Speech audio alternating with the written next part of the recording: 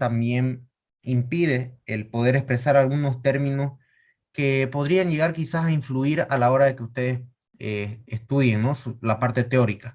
Entonces, me gustaría quizás de a poco respaldar el comportamiento de las piezas que vamos a analizar, las secciones transversales con el sistema pretensado, de manera que ustedes puedan también tener una respuesta a la hora de quizás acordarse de la parte práctica, también recordar la parte teórica, ¿no?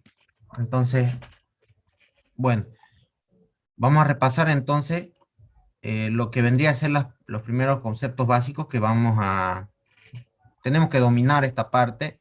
Ya no tengo una presentación, tengo el libro este que es una fotocopia y me gustaría hacer mención a esta parte. Si tienen alguna duda o consulta con respecto a lo que vamos viendo también, por favor, no duden en consultar. No sé si está habilitado para que puedan, creo que ahora sí pueden activar su micrófono. Ahora sí está Ahora sí, activado. sí, sí. Ya, se está grabando la clase, por cierto, se lo va a subir a la plataforma. Y bueno, vamos a empezar entonces.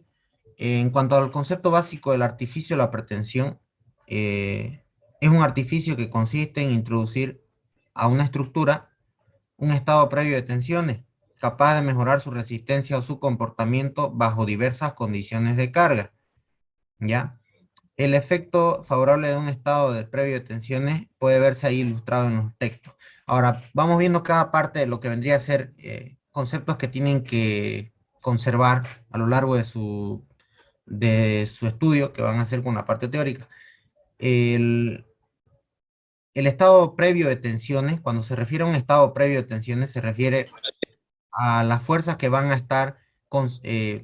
están actuando sobre la estructura en la parte interna, ¿no?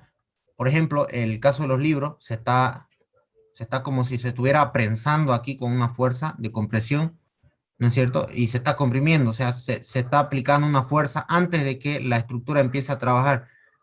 Porque cuando trabajaría aquí, estarían los libros en esta parte media, estarían volando, y si no estuviéramos aplicando una fuerza de pretensión, entonces estos libros se caerían, ¿no?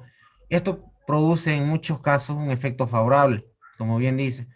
¿Y a qué se debe esto? A que las tensiones que se van a producir dentro del sistema estructural van a hacer que la estructura sea capaz de trabajar de diversas formas, ¿ya? No así como la conocemos naturalmente, sino un estado previo de tensiones que se va a ver afectado, ¿no?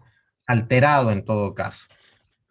Bueno, podemos ver aquí también unos ejemplos, por ejemplo, el de los barriles que son tensados con una tipo arandelas metálicas, ¿no? Y se comprime la parte interna, cosa que cuando el líquido o el material que se vaya a colocar aquí adentro haga fuerza hacia afuera, no se produzca lo que es el colapso del barril, ¿no? Entonces, en esta parte ya tienen que ir haciéndose la idea de que la fuerza que ustedes van a analizar a lo largo de toda la materia va a ser una fuerza que va a alterar el estado de tensiones que tiene una estructura inicialmente, de manera de que se produzca un efecto favorable para trabajar en diversas condiciones de carga, ¿no? Aquí hay otro ejemplo como puede ser la llanta de una llanta de bicicleta, dicen unas ruedas de carreta. Podemos ver también una viga que tiene una contraflecha, ¿no es cierto? Una contraflecha, que en este caso es esta parte media, que al presentar este sistema estructural con unos cordones más o menos metálicos hacia los costados, hace que la fuerza que quiere aquí hacer que la viga se deforme hacia abajo, gracias a este puntal de aquí pueda reducirse, ¿no? El efecto de la deformación en todo caso. Entonces es un estado previo de tensiones también. Vamos a seguir. Bueno, el concepto del hormigón pretensado, más que todo, al igual que el hormigón armado, es una mezcla entre entre áridos, tanto grueso como fino, y también pues el cemento, ¿no? El adherente. Y en todo caso, el hormigón pretensado, lo que varía con respecto al hormigón armado es la forma en la que se aplica el sistema constructivo respecto a la armadura. La armadura en el hormigón armado pues está vaciada en conjunto con los encofrados y dándole una forma, ¿no? De manera de que la tensión en el acero es producida luego de que se efectúa el endurecimiento y eh, es sometido a las cargas. Sin embargo, el pretensado es capaz de producir una fuerza luego de haberse vaciado y endurado el hormigón. Y obviamente el hormigón que tenemos aquí es más resistente, se podría decir que se tiene que utilizar un hormigón más resistente en cuanto a, a los efectos de compresión, ¿no? En el rango de 100 a 400, dice, ¿no? Son resistencias más elevadas, hormigones especiales y utilizados normalmente en estos sistemas pretensados. La resistencia a la tracción es pequeña, sabemos que el hormigón no trabaja a tracción y si se lo considera, pues va en el orden del 10% según la bibliografía.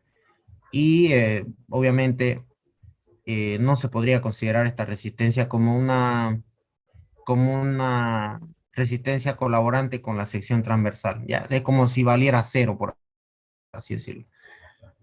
Otra cosa que podemos ver es que el acero es un material más caro que el hormigón y posee una elevada resistencia a tracción y compresión. En el hormigón armado convencional se utiliza acero para absorber los esfuerzos de tracción, quedando el hormigón resistir los esfuerzos de compresión y corte. La combinación de hormigón-acero es físicamente posible por las razones siguientes. Muchas de las cosas que están subrayadas aquí son importantes, entonces podrían quizás ir marcándolas como algo importante, ¿no? Dentro de sus apuntes o dentro de lo que es el video que vamos a proyectar. El hormigón se adhiere bien a la superficie del acero, eso lo sabemos desde hormigón armado. Y esta adherencia obliga a los materiales a trabajar simultáneamente bajo la acción de una carga. Si nosotros tenemos un hormigón armado con una resistencia elevada en cuanto al hormigón, imagínense cuando se trabaja con un hormigón pretensado que tiene todavía más resistencia a la compresión, ¿no? Se puede decir que incluso las deformaciones admisibles pueden llegar a superar el margen que está establecido por la norma, pero no se puede tampoco obviar mucho el tema de la norma, entonces lo que hace es establecer más o menos un parámetro de deformaciones en cuanto al hormigón y al acero, de tal manera que no se vea comprometida la estructura a los efectos de la deformación que producen fisuras. Y bien, en el caso de la fisura, el acero se ve bien comprometido, y más aún si se trata de secciones de hormigón pretensado, ¿no? Entonces, siempre se hace un control exhaustivo a las secciones de hormigón pretensado. Y otro aspecto importante por la cual es físicamente posible el hormigón armado o pretensado, el hormigón y el acero tienen aproximadamente el mismo coeficiente de dilatación térmica, ¿no? Se dilatan de igual manera frente a las acciones de variación de temperatura. Entonces eso también es un aspecto importante, ¿no? El hormigón protege al acero contra la corrosión, ¿no? Entonces desde ya empieza a ser un aspecto importante el que el hormigón sea como una barrera protectora al acero. Bueno, en en esta gráfica que se ve aquí, hay el efecto de un hormigón armado convencional sometida a un momento flector. Vamos a ver si puedo remarcarlo. No sé si se ve bien, pero lo voy a tratar de hacer. Que está sometido a momentos flectores,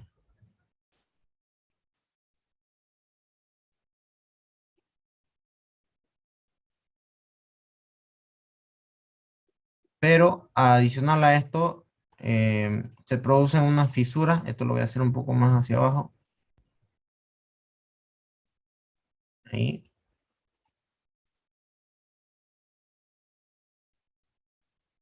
Y la fisuración se ve aquí, ¿no? Ahí, ahí.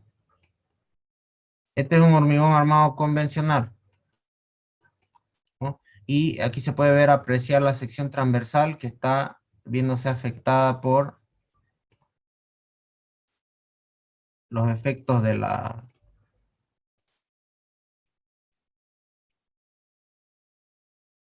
de la solicitación, que es el momento flector. Aquí tenemos la armadura, más o menos ahí está.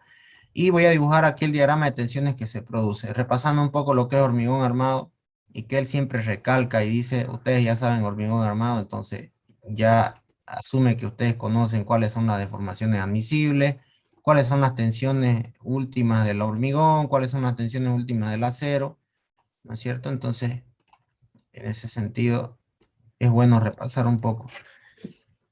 Aquí estamos viendo un diagrama lineal, ¿no es cierto? Donde se podría decir que las tensiones son proporcionales a la deformación.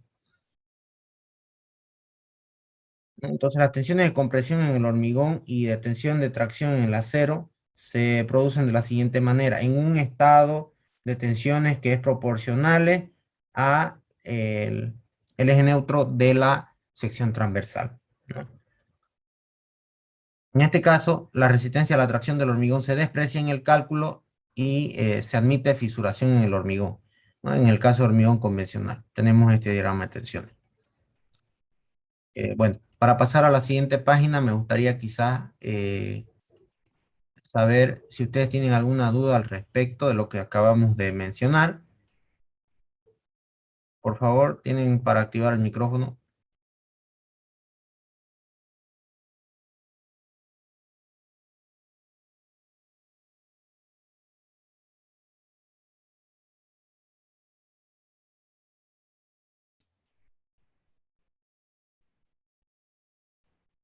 Una consulta, buenas noches. ¿Cómo se podría proceder en caso de una mala, porque siempre ya sea en el hormigón armado, digamos las fisuras o los daños posteriores son por una mala ejecución normalmente? ¿Cómo se podría proceder para una, si se puede llamarlo, reforzamiento o digamos,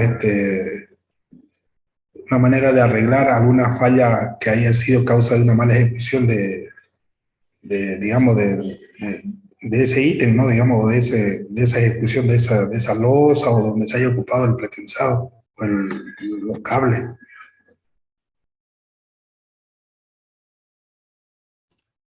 Muy bien, muy buena la pregunta. Eh, Depende mucho, primeramente, de cuán comprometida se vea la estructura por la fisura, en primer lugar, ¿no? Porque hay veces las fisuras pueden ser quizás despreciables a tal punto de que quizás no se vea comprometida la, eh, la armadura en efecto, porque la armadura es la que normalmente trabaja más en una sección transversal y a la vez también nos permite saber si es que la sección o la pieza está por fallar de alguna manera. Más que el acero pues falla tiene una rotura que es dúctil, o sea, se deforma, se va deformando y después recién rompe. Sin embargo, el hormigón tiene una rotura frágil, ¿no? Y ya lo sabemos eso de los ensayos de compresión simple que hemos hecho. Pero eh, si esta estructura se ve comprometida, como le digo, en lo posible se tiene que reforzar. ¿De qué manera se puede reforzar? Hay múltiples opciones, ¿ya? De las que yo conozco y le podría hacer mención y que podría quizás entablarse como solución, estaría quizás el reforzamiento mediante algún elemento colaborante ahí en la zona donde está fisurándose demasiado. Puede ser quizás un tipo muro, quizás un cerramiento que permita que la deformación no exceda más allá de que la armadura se vea comprometida. Luego tenemos también, en cuanto a tecnología ya avanzada de materiales que todavía no tenemos en nuestro medio, creo, muy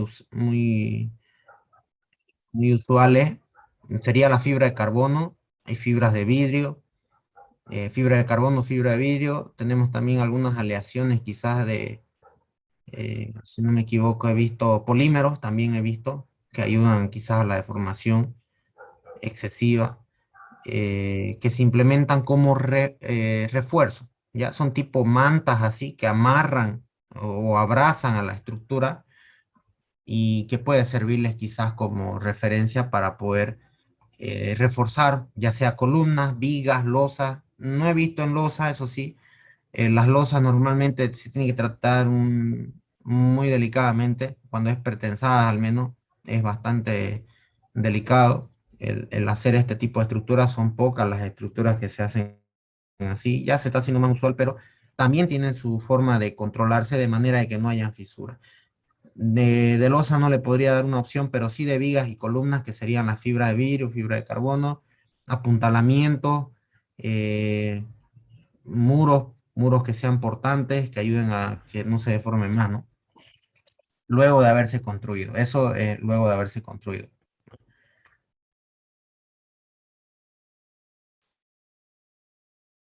No sé si eh, le he respondido, creo que esa era su pregunta, ¿no? O Sí, sí, también quería... compañero. Sí. Está bien, compañero, está bien, está bien. Solamente que como usted comenta, no son muy usuales las fallas y si hay duda es porque normalmente se ocupa por ahora lo más tradicional, que es el hormigón armado en tanto en toda construcción común, ¿no? Como decía el ingeniero, en grandes estructuras o estructuras privadas de gran envergadura sí usan el tema que es potensado, pero no es común ver a cada vez, digamos, ¿no? O sea, en el diario vivir, digamos. Tendríamos que ir a una estructura especial. Si uno está construyendo una vivienda, por ejemplo, no usa potensada, usa la vigueta. ¿Me entiende? Es lo real. No sé si usted me puede corregir, porque yo cuando voy a una construcción Claro. siempre se está, digamos, vigueta, ya sea pretensada, pero no hablamos de losas postensadas.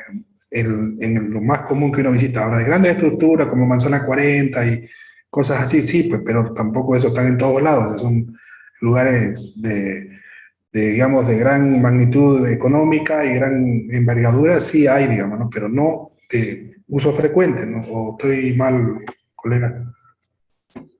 Claro que sí, tiene toda la razón. Hay algunas estructuras que incluso están paralizadas, han visto por bueno, siempre se hace mención a esta estructura, ¿no? Que es losa postensada, si no me equivoco, está al lado de la Plaza Blacut. Creo que han retomado las actividades ya hace tiempo y se está acabando. Pero esa estructura daba pena verlo cada que uno pasaba, porque parecía que se habían olvidado, habían los encofrados por todos lados y bueno, ahí se veía quizás, pues, esa es una prueba de la deficiencia que hubo de parte del personal, ¿no? A la hora de hacer los controles, a la hora de hacer la implementación de los controles respectivos, y quizás también el tema del urbanismo, ¿no?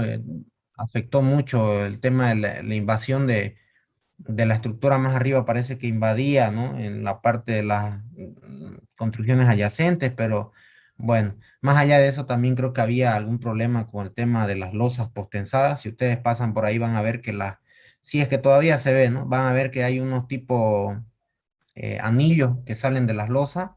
Creo que ya no se ve así, pero habían unos anillos que salían de las losas donde estaba la armadura, el gato hidráulico, y estaban las armaduras ahí tesadas, ¿no? Que habían ocupado. Es un claro ejemplo. Así que excelente la participación. Tenemos que tomar en cuenta todos estos aspectos, ¿no? Bueno, vamos a continuar entonces. Voy a borrar estas anotaciones. Vamos a pasar a la siguiente página. Disculpa, Auxi, ¿Sí? ese documento no los vas a pasar. A ver, no estoy seguro. No, no es porque no quiera, ¿no? Pero mm, lo voy a subir a la plataforma en lo posible. Pero me gustaría que las diapositivas que el ingeniero les pasó, todavía no les pasó nada. No, no ha pasado nada todavía, Albert. No pasó nada todavía, ni el Classroom creo todavía. Ese es el libro del ingeniero, disculpa, ¿o no? Sí, es lo mismo que él proyecta en las diapositivas. No les pasó entonces las Oye, diapositivas, ¿no? Adrián, disculpa, Adrián. Sí. Yo no sé si nos podés ayudar, yo tengo unas preguntas frecuentes del ingeniero, si es que vos nos podés ayudar a resolver la próxima clase. No, no puedo. ¿No podés? No, no puedo. Por favor, Ya. auxiliar. Miren, yo siéndole sincero, no, o sea, tengo prohibido. Es prohibido enseñar la parte teórica. Los anteriores auxiliares han recibido llamadas de atención así frecuente y Y, y entonces, no. ¿por qué eso auxiliar, pues? No estoy, digamos, en la condición de darles parte teórica, ¿me entiende?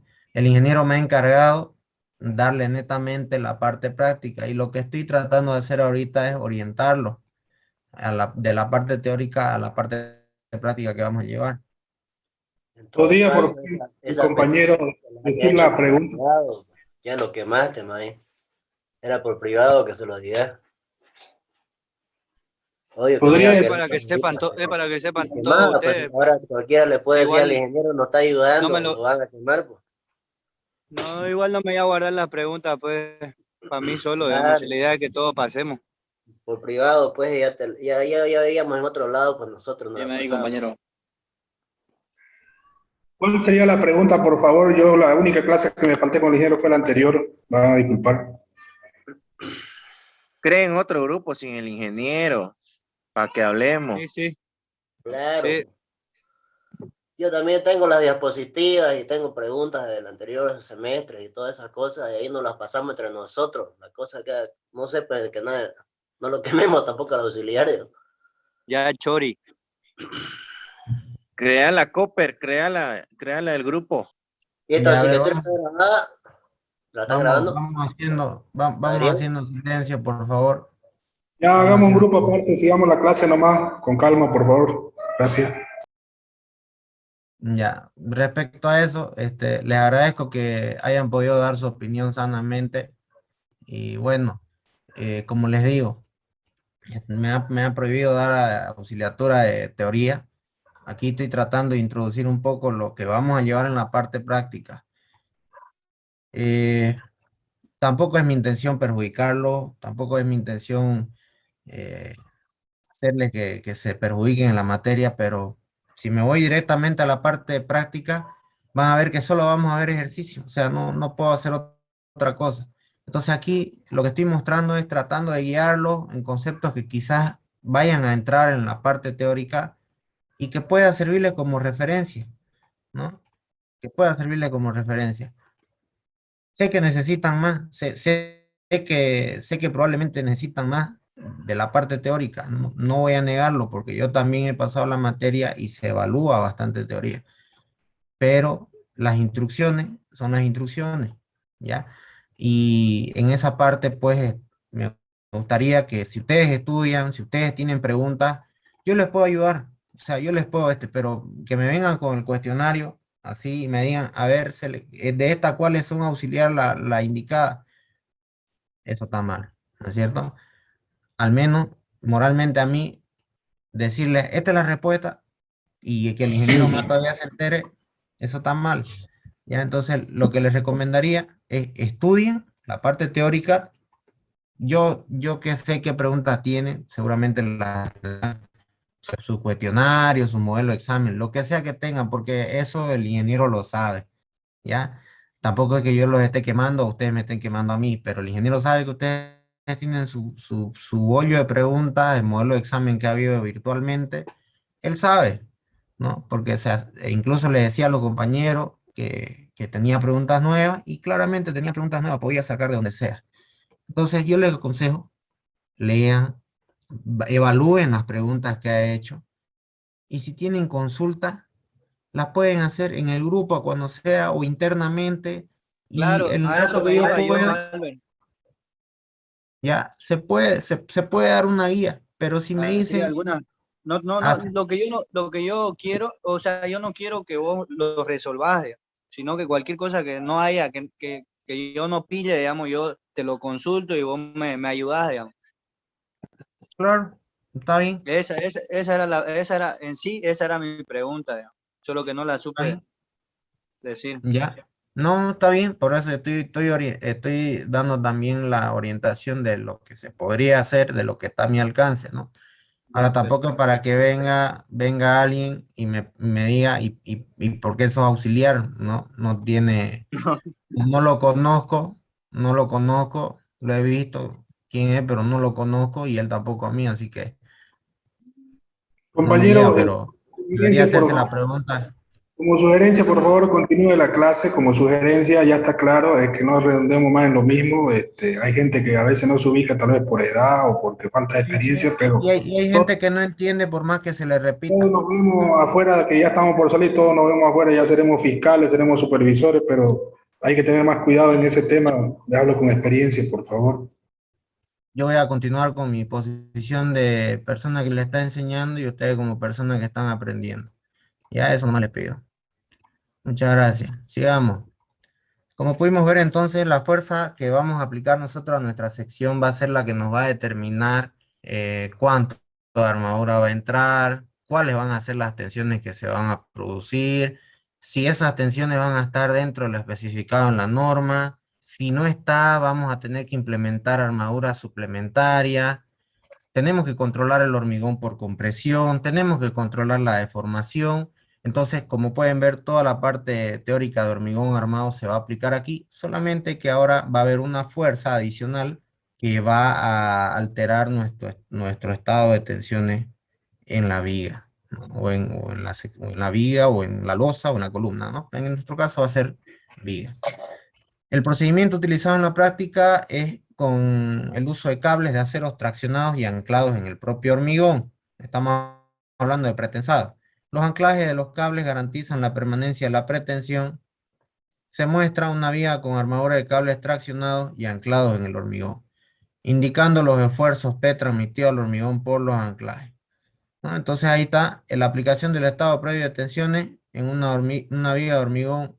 La fuerza P es transmitido al hormigón por el anclaje del cable. O sea que tiene que tener un anclaje para poder transmitir estas tensiones al hormigón, ¿no? Y aquí vamos a ver qué es lo que se produce, ¿no? Aquí también esta parte que ustedes ven aquí entra como pregunta y seguramente van a poder responder de manera correcta si lo leen un par de veces, ¿no? La resistencia del hormigón que se ocupa es normalmente tres o dos veces mayores que las utilizadas en el hormigón convencional y los aceros de pretensado son del orden de 4 a 5 veces, ¿no? La importancia económica del hormigón es en cuanto a los incrementos porcentuales del precio, ¿no? Y aquí se puede ver más o menos un ejemplo comparativo de la resistencia del hormigón, el precio, que más o menos se maneja un 30% adicional, un 30% adicional para el hormigón pretensado, por cierto. El límite de escurrimiento del acero en el hormigón armado es 2500 según, en el hormigón pretensado 12500 kilogramos sobre centímetro cuadrado. Y el precio por kilo de acero colocado es de 2 a 3. Esta relación ya obviamente se ve en cancha, se lo ve en obra. Sí, con relación al sistema constructivo convencional puede generar alguna deficiencia, ¿no es cierto? Y puede generarnos que optemos por uno o por el otro. Ahora bien, aquí, esta es la parte en la que ya entramos al comportamiento que vamos a analizar en la parte práctica, donde ya habíamos definido los conceptos de la pretensión en una pieza, habíamos definido también ya las tensiones que se pueden llegar a producir, y aquí vemos una sección transversal que tiene un eje, un centro de gravedad, ¿no es cierto? En este centro de gravedad es donde se está aplicando la fuerza P, ¿ya? Esta fuerza P está comprimiendo a la pieza antes de que actúen las cargas. Y luego de haberse efectuado la pretensión, se está aplicando una carga Q. Si nosotros cortamos una sección transversal aquí, aparece el momento debido a la carga Q, luego de haberse aplicado la carga, obviamente, y también aparece una fuerza P que está comprimiendo en el eje neutro de la sección transversal. Está aplicándose ahí, ¿no? Es como si estuviera la armadura ahí, estuviera aplicándose en el eje neutro.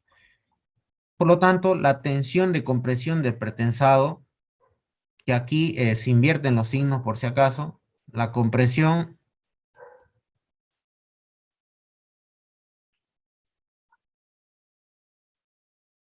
aquí sería positiva y la tracción negativa. Por lo tanto, aquí, debido a la fuerza de pretensado, se produce un diagrama de tensiones constante donde se está comprimiendo a la pieza. Y luego de haberse efectuado las cargas que actúan sobre la estructura, se produce un diagrama de tensiones que varía linealmente, donde en la parte superior, debido al comportamiento del momento que se está produciendo aquí, fíjense, la colita de la flecha está traccionando, lo que lleva a que este diagrama sea negativo, y en la parte superior la punta del vector comprime. Entonces aquí tendríamos un diagrama de tensiones positivo. Dependiendo del diagrama de tensiones y su magnitud, en este caso puede resultar un diagrama de tensiones en compresión completamente. ¿Por qué?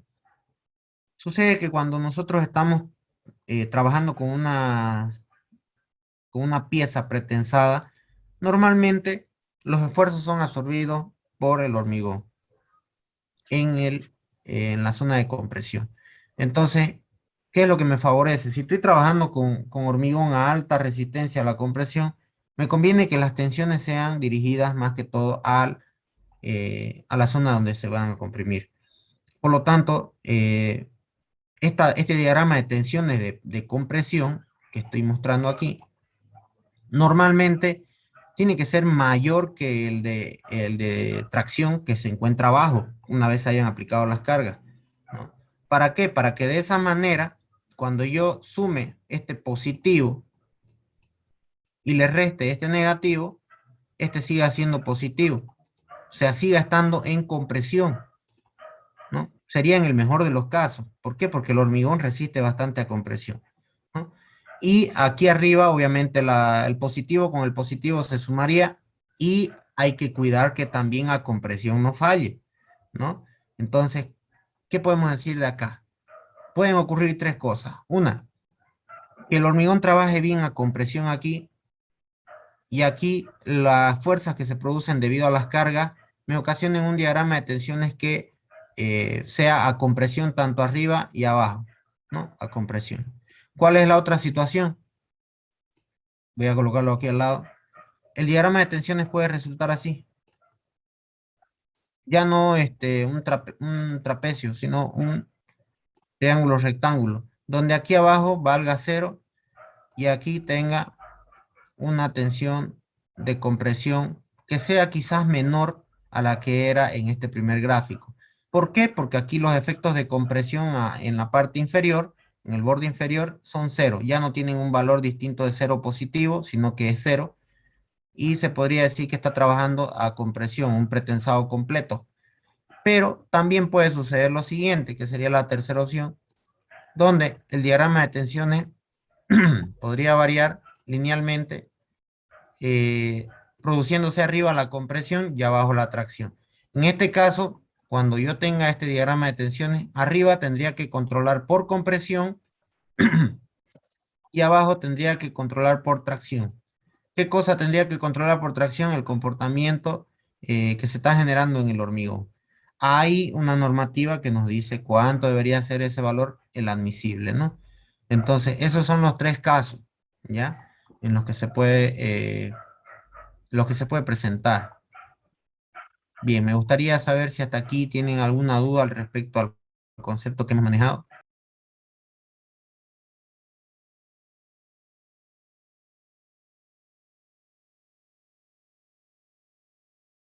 Está claro, Adrián.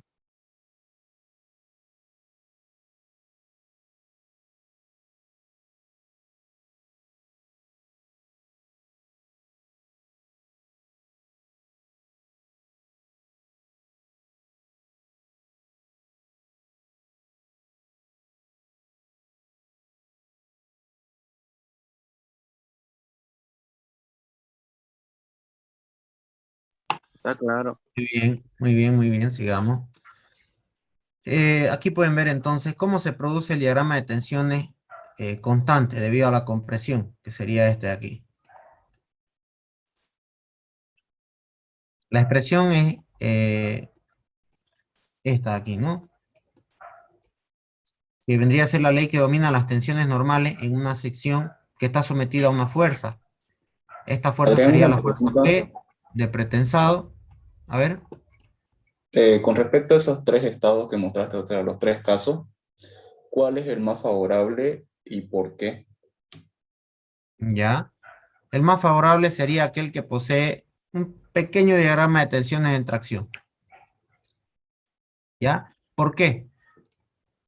Si yo opto por el primero, por este, las tensiones estarían mayormente absorbidas por el hormigón en la parte superior y estaría cerca de hacer una rotura frágil, ¿cierto? Eso hablamos hace rato. Cuando el hormigón está sometido a compresión, tiene una rotura frágil. Si opto el que está aquí, tiene un diagrama de tensiones nulo abajo y arriba de compresión, puede que también esté sometido a una rotura frágil. ¿Por qué? Porque el hormigón va a estar absorbiendo mayor parte de las tensiones. Bueno, continuamos. La pregunta iba dirigida a cuál era el más favorable, ¿no? Entonces habíamos dicho que el primero y el segundo estaban más o menos dirigidos a que el hormigón trabaje bastante a compresión. Podría producirse una rotura frágil. Y en el último caso, estaría el que tiene eh, una pequeña tensión, atracción. ¿Y eso qué implica? La tensión atracción puede ser absorbida por armadura suplementaria, ¿no? En el mejor de los casos, la rotura que se podría producir sería dúctil. ¿Y en qué me favorece que un elemento probablemente quiera romper por rotura dúctil? eh, Implica que yo puedo estar previamente avisado porque esto se va a ir fisurando, se va a ir fisurando, si en caso fuera el caso, ¿no? Y si yo veo que la fisuración es excesiva, pues ahí voy y pongo algún elemento como el que comentaba el compañero para poder solucionar ese tema de fisuración, ¿no? En cambio, arriba rompe y es una sola vez y colapsa, ¿sí? Entonces, esa es la desventaja. Ya, por favor me indican si se sigue grabando, no me olvidé consultar.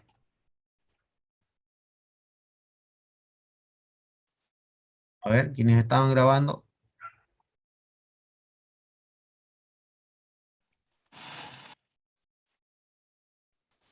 Adrián, ¿sí? para estructuras que no admiten fisuración, donde se requiere que sean impermeables, ¿no sería Ya. mejor, no sería conveniente trabajar con toda la sección en compresión en la primera etapa para que así no se produzcan tracciones y fisuras?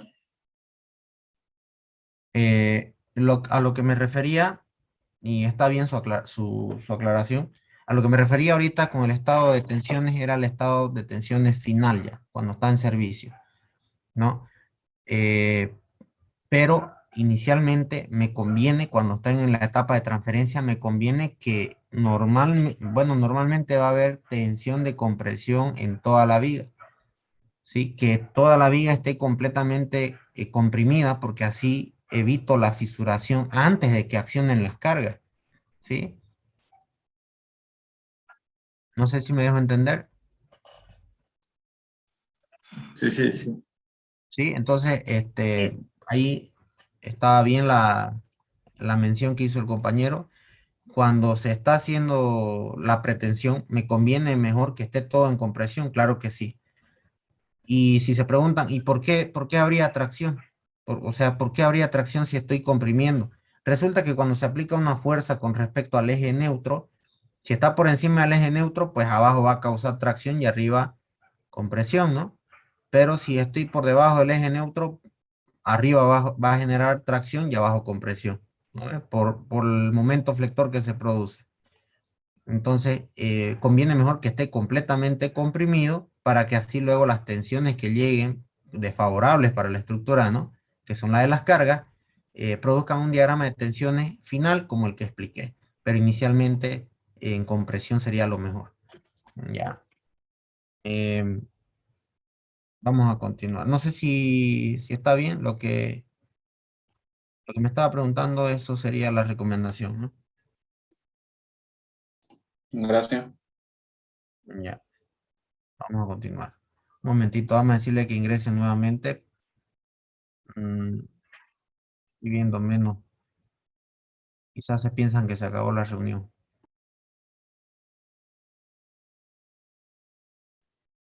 Pero en ese caso hay dos formas de diseñar, ¿no? Porque en una es cuando toda la sección va a estar comprimida y en otra es cuando se asume que el 50% de la carga, cuando pase, se puede traccionar la parte de abajo, ¿no? Y cuando ya no haya carga viva o los camiones por encima, entonces todo va a estar comprimido.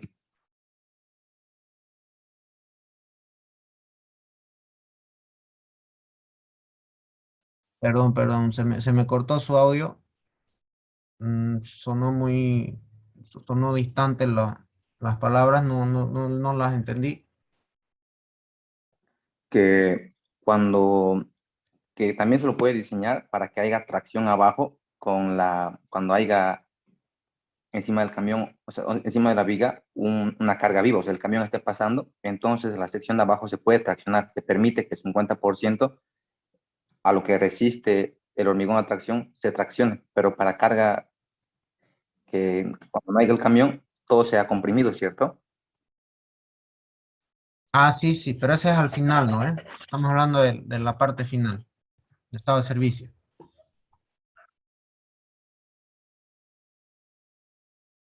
Ya. Estado de servicio. Eso es lo que indica la norma, pues, ¿no? La norma es la que nos va a decir si es que estamos respaldados o no. Continuando entonces, la convención de signos que vamos a manejar en la resolución de los ejercicios, ya les mencioné inicialmente, la volvemos a mencionar. Positivo para compresión y negativo para tracción. Ya, que normalmente, como dice, aparecen con menor frecuencia. MQ produce un diagrama lineal de tensiones en el centro del vano dado por, les voy a dibujar la sección transversal. Ven acá, sección transversal. Aquí va a estar el borde inferior que es denominado el punto 1 y aquí el borde inferior como si fuera el punto 2. Entonces las tensiones en el borde inferior, cuando habla de esto, se refiere a esto de aquí. Y cuando habla del diagrama de tensiones en el borde superior, se refiere a esto de aquí, arriba, ¿no? Y el diagrama de tensiones por flexión sabemos que es igual a un momento respecto al módulo resistente, ¿no? Y como dijimos, abajo el diagrama de tensiones es negativo y arriba es positivo debido a las cargas. Tracción negativa abajo. Los diagramas de tensiones al combinarse obtenemos un diagrama de tensiones al cual hemos previsto llegar con la fuerza de pretensado, ¿no? Entonces esta fuerza de pretensado produce un esfuerzo que puede ser determinado de modo que no haya tracción en la fibra inferior, ¿no? Como les dije, obteniéndose el caso particular llamado pretensado completo, que es cuando no hay tracción en la parte inferior. La tensión de compresión no debe sobrepasar un valor admisible de compresión, ¿no? Ahí es donde les digo cuál sería el problema en caso de adoptar un diagrama de tensiones como pretensado completo. Así, en el caso particular de pretensado completo, el diagrama resultante debe satisfacer las siguientes condiciones. Primeramente, que la fuerza de pretensado que produce esta tensión de compresión menos el diagrama de tensiones que se produce debido a las cargas sea mayor que cero, mayor o igual para cumplir esta condición de pretensado completo.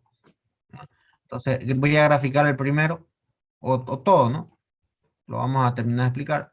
El borde superior dice que el diagrama de tensiones debido al pretensado más el diagrama de tensiones producido por el momento sea menor al esfuerzo admisible que permite la norma, ¿no? Entonces, respecto a ese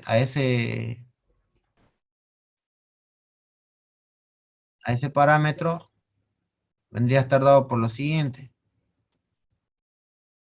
El diagrama de tensiones abajo tiene que ser mayor a 0 y arriba tiene que ser menor al diagrama, perdón, a la resistencia última del hormigón. Entonces aquí tenemos sigma 2, vamos a ponerle sigma sub C2, tiene que ser menor o igual a la tensión de compresión admisible que tiene el hormigón. Y aquí abajo, el sigma sub C1 tiene que ser mayor o igual a 0. Entonces, el caso para este tipo de pretensado completo vendría a ser o bien así, o bien ahí. Pero en ninguno de los casos que se presente tracción, ¿no? Entonces, esto es positivo de compresión, positivo de compresión. No hay nada de tracción. Bien. ¿Tienen alguna duda al respecto con lo que acabamos de ver?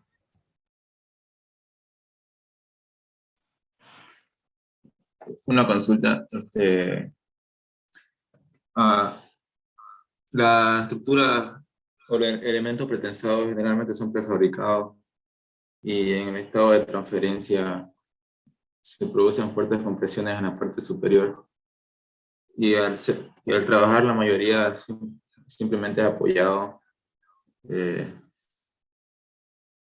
no hay continuidad con la estructura que van a soportar. Eso no produciría ese estado de compresión arriba y no estar colaborando la losa con el elemento, no produciría pandeo lateral o flexocompresión, porque son luces largas las que se cubren. ¿Cómo controlo eso? ¿O evito eso? Ya, muy bien. Normalmente el pandeo se lo analiza y es más peligroso cuando se analizan columnas que son demasiado esbeltas.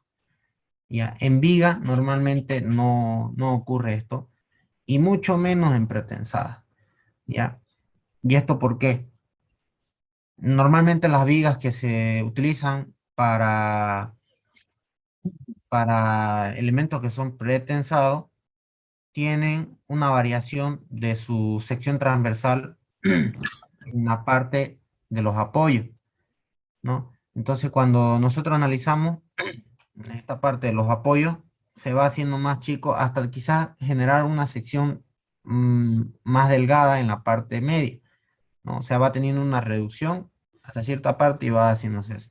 Entonces, lo que se puede decir acerca del diagrama de tensiones que se produce va relacionado directamente con la fuerza de pretensado que se le aplica y la sección transversal en cuanto a área se refiere e inercia sean las necesarias como para que las comprobaciones cumplan, ¿no? Entonces, la flexocompresión llegaría a ser un aspecto que no se considera debido a que también el hormigón que se utiliza es de elevada resistencia, ¿no?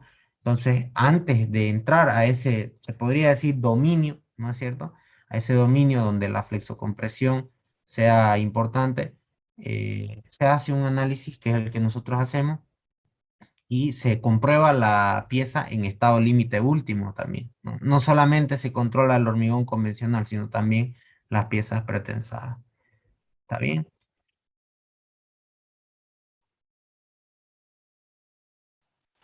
Gracias. Ya, muy bien. Entonces, esto más o menos sería lo que se produce y ahora sí, bueno, vamos a hacer algo. Voy a mostrarles el ejercicio que vamos a desarrollar.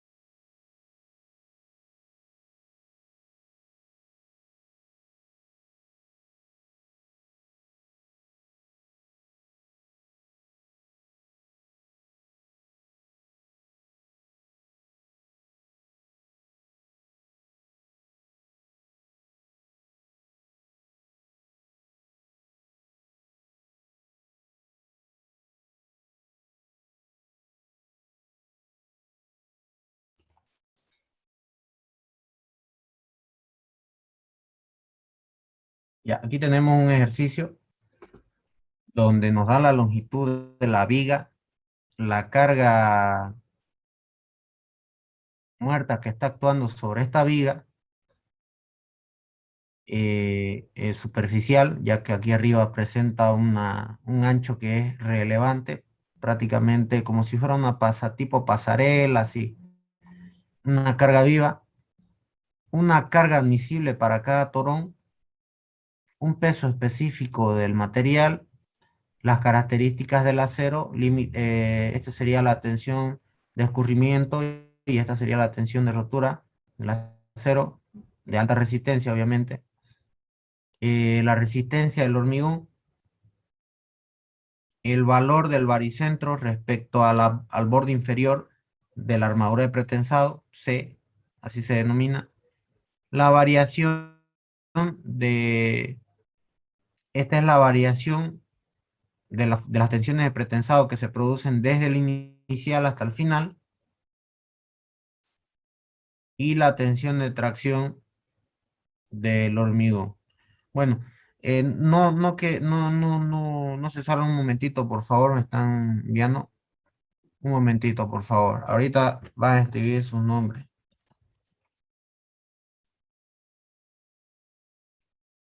Un momentito, ¿ya? Estoy escribiendo aquí las indicaciones.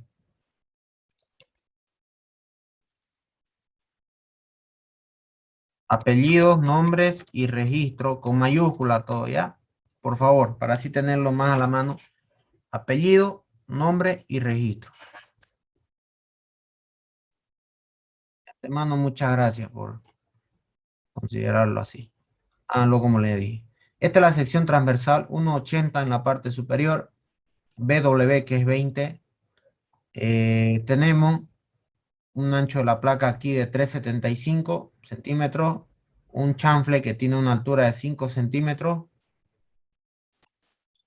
y otro chanfle que es de 7,5 centímetros que tiene un ángulo de inclinación de 45 grados, por lo tanto su altura y su prolongación horizontal sería la misma. Y luego tenemos algunas indicaciones aquí para la altura hasta esta parte superior, hasta esta parte superior también y hasta esta parte, ¿no? Tenemos el acotamiento y de no tenerlo, pues obviamente podemos hacerlo restando las dimensiones que presenta la sección transversal. Muy bien. Entonces, continuando. Lo que vamos a hacer primeramente es identificar las propiedades geométricas. Como les dije, la sección transversal va a poseer un área, va a poseer una inercia, la cual va a ser elemental para poder analizar la estructura a la hora de hacer los controles. Y es que vamos a identificar las bases y las alturas de cada una de las figuras que ustedes están viendo acá. Y identifiqué a la figura amarilla como figura 1, la verde como figura 2, la anaranjada como 3, la 4 es la azul y la 5 vendría a ser este café claro, creo que no. Estoy sin mi lente. Y venimos a identificar la base y la altura de cada una de ellas, independientemente, ¿ya? ¿Por qué? Porque vamos a analizar cada una de estas figuras hasta idealizar el área y después la altura de baricéntrica de cada una de ellas respecto al origen, que sería aquí, el origen 0. Y las alturas obviamente van a estar a determinadas dimensiones, que son esos puntitos negros que ustedes ven ahí. Para cada figura, ¿no? Respecto al origen 0.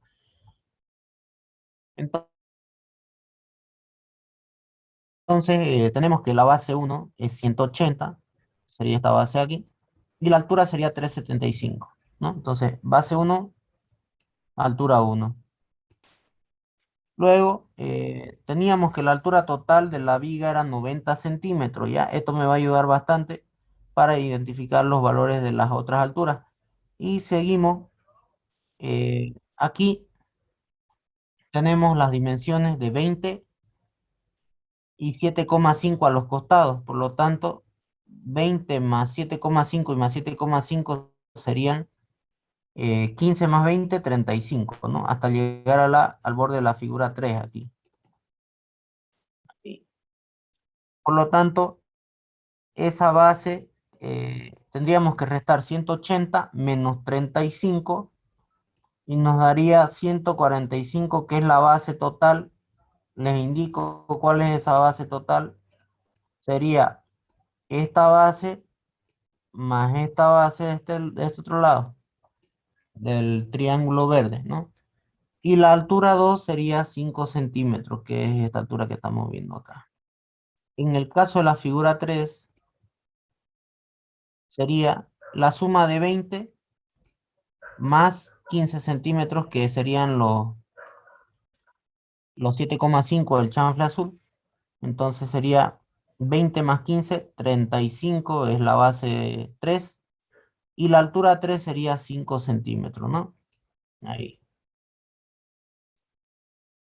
Para la figura 4, la base sería 7,5 más 7,5. Ya, estoy tomando la base total, ¿no? No de cada triángulo. Sería 7,5 más 7,5, 15. Y la altura que sería de 7,5. Ahí está. Luego tengo la base 5, que es 20. Aquí está 20. Y la altura 5, que sería a la altura de 90, restarle la altura 1, restarle la altura 3 o la altura 2, ¿no? Sería 90 menos 3,75 y menos 5, que sería 8,75. Por lo tanto, 90 menos 8,75 me da 81,25. Bien. ¿Tienen alguna duda respecto a la identificación de la base y la altura de cada figura? No, adelante.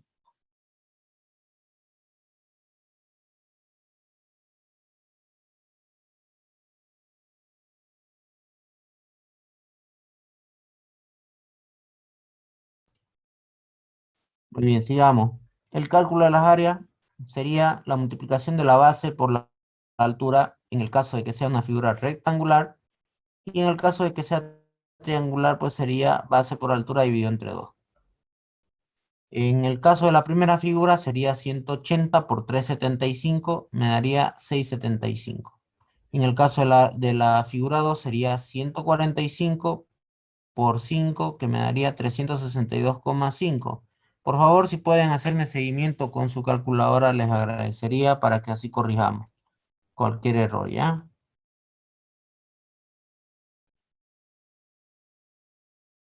Luego tenemos el área 3, que sería 35 por 5, me da 175. En el caso del área 4 sería 15 por 7,5 dividido entre 2, me daría 56,25. Y en el caso de la figura 5, 20 por 81,25 me daría 1625. Ya. El área 2 creo que dije base por altura, pero es base por altura entre 2, ¿no?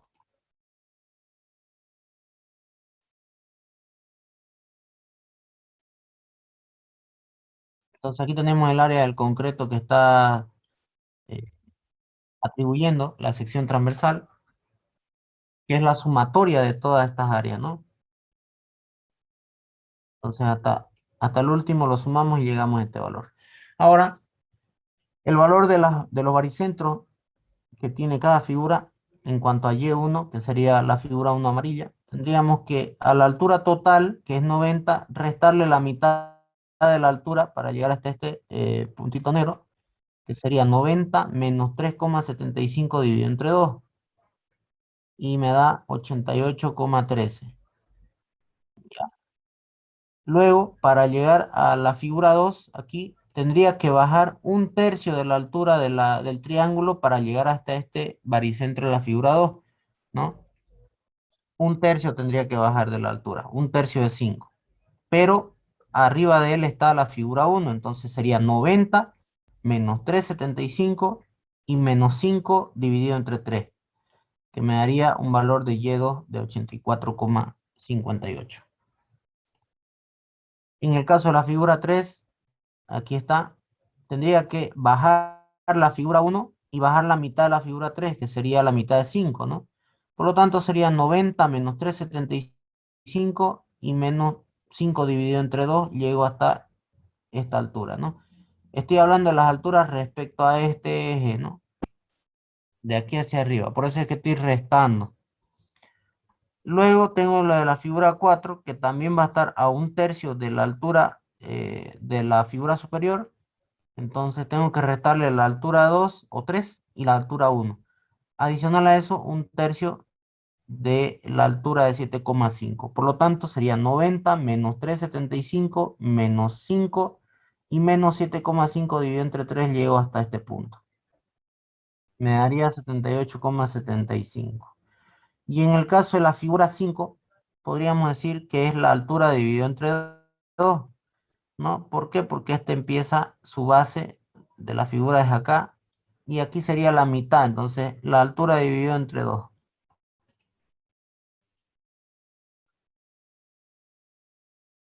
A ver, ¿alguna duda que tengan?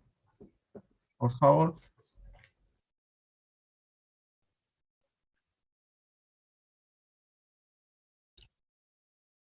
Alguien que haya estado calculando y que haya podido verificar los resultados también, por favor.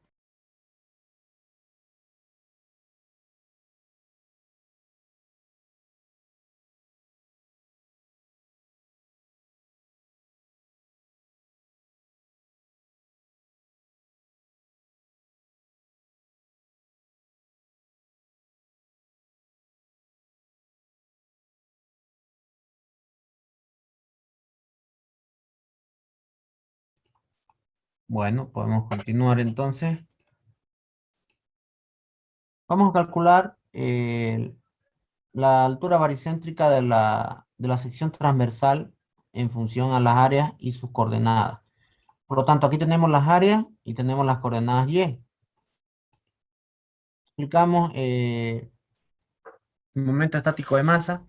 Aquí, sumatoria de las áreas por su coordenada Y desde la figura 1 hasta la figura N, ¿no? Y como tenemos 5 figuras,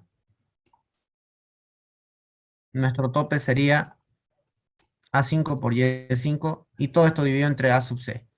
Entonces, verifiquen por favor, a ver, vamos calculando. Sería 675 por 88,13 más 362,5 por 84,58 más 175 por 83,75 más 56,25 por 78,75 más 1625 por 40,63.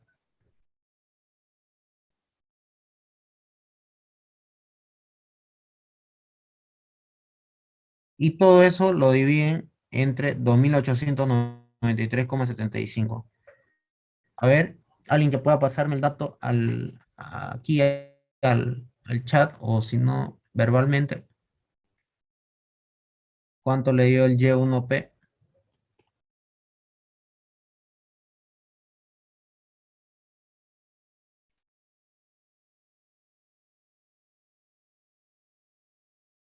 Todo se divide entre el área total, ¿no?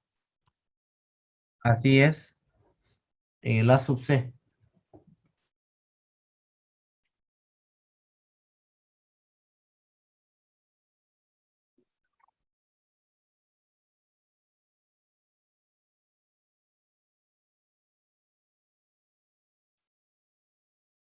$60,5 dice aquí un participante.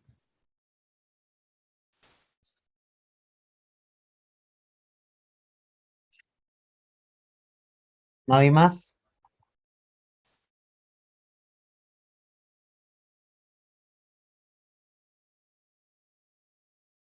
$60,56. Vamos a ver.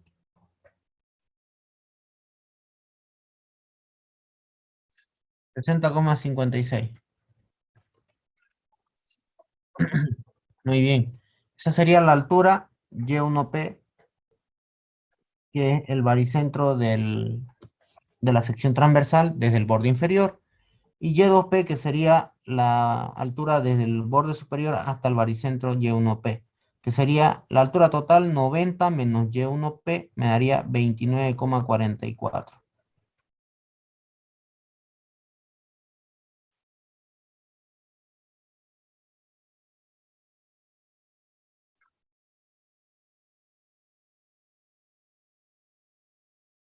Da 29,44. Entonces,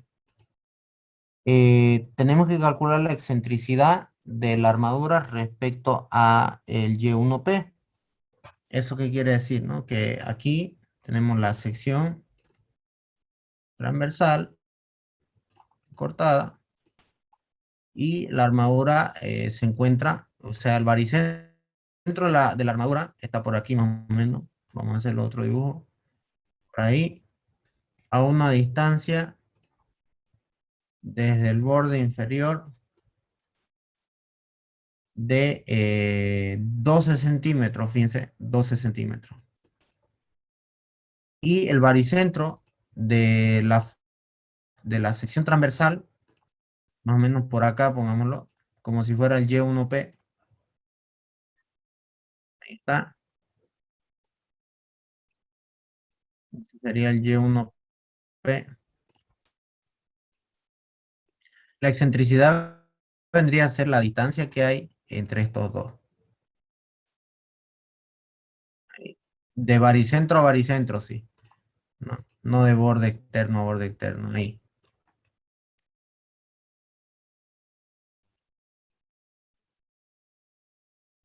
Ahí.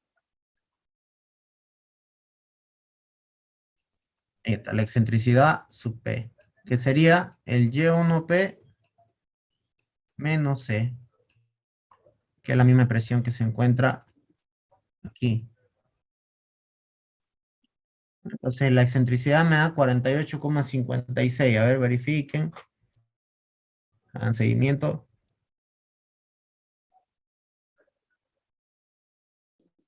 Sí, Ya. de hecho Entonces sale. hacemos el cálculo. Muy bien, muchas gracias. Hacemos el cálculo de la inercia para cada figura. Y la inercia va a estar referida al baricentro de la sección transversal compuesta. Cada figura obviamente representa un aporte en cuanto a la inercia, ¿no? Cada figura que está aquí. Respecto al baricentro de la sección que es compuesta, entonces se tiene que analizar con el teorema de Steiner, donde la inercia de la figura respecto al baricentro sería la inercia de la figura que está dado por estas expresiones en caso de que sea rectangular es base por altura al cubo entre 12 y en caso de que sea triangular base por altura al cubo entre 36. A ese valor de la inercia, que va a ser la inercia de cada figura que se ha calculado aquí, le vamos a adicionar el área multiplicado por la distancia que hay entre baricentro de la figura y de la figura compuesta, que es Y1P. Por lo tanto, si aquí sería un ejemplo, la figura 1, la inercia 1 va a ser igual a la base por la altura al cubo, como ven acá, entre 12. Esta es la primera expresión, que es la inercia de la figura. Todo esto. Más, dice, más 675, que sería el área 1. Verifiquemos que esa sea el área 1. Aquí está el área 1, 675. Por Y1, que sería 88,13, que también lo tenemos aquí establecido. Y1 es 88,13. Menos 60,56, que es el Y1P. Y ese valor del binomio es elevado al cuadrado, que sería aquí. Si nosotros calculamos y hacemos nuestra complementación con el valor del área y de la distancia baricéntrica, obtenemos una inercia compuesta que vendría a esta casilla. A ver. Todo esto aquí. ¿Estamos de acuerdo? A ver, verifíquenlo si da ese valor.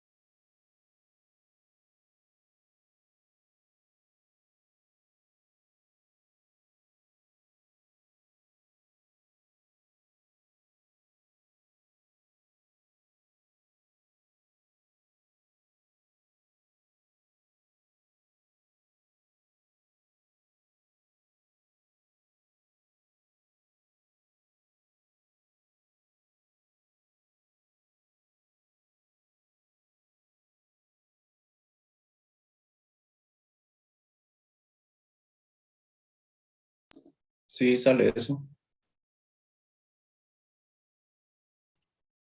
Muy bien, entonces el mismo procedimiento se repite para todo, ¿ya? Y obtienen la sumatoria de las inercias de la figura respecto a la sección compuesta, sumando, pues, ¿no? Y 1, y 2, y 3, y 4, y 5. Y así cuántas figuras hay. ¿Está bien?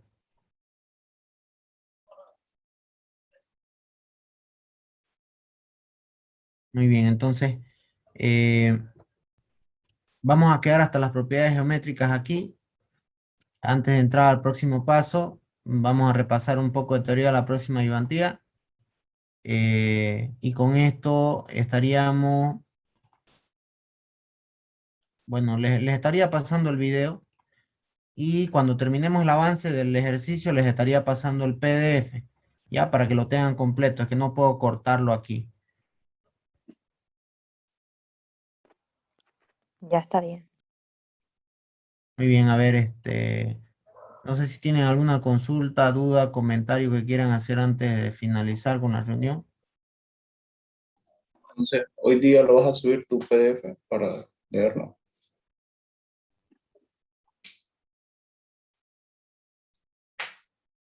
No, O sea, no, el libro cuando es... lo terminemos, No, cuando lo el libro. terminemos. El libro, los apuntes del ingeniero. Eso.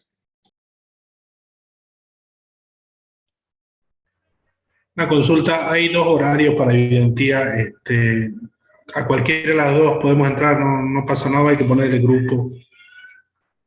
Hemos quedado de acuerdo en la anterior reunión de que el horario en el que podíamos ingresar era este, que es a las 7 hasta las 9 aproximadamente, para que así estén evitando llevar el mismo avance, ¿no? Entonces yo no me hago problema, si pueden entrar, se anotan y no sé, depende de ustedes si quieren continuar en la clase, yo tomo la asistencia y nada más. No quiero hacerme problema ya.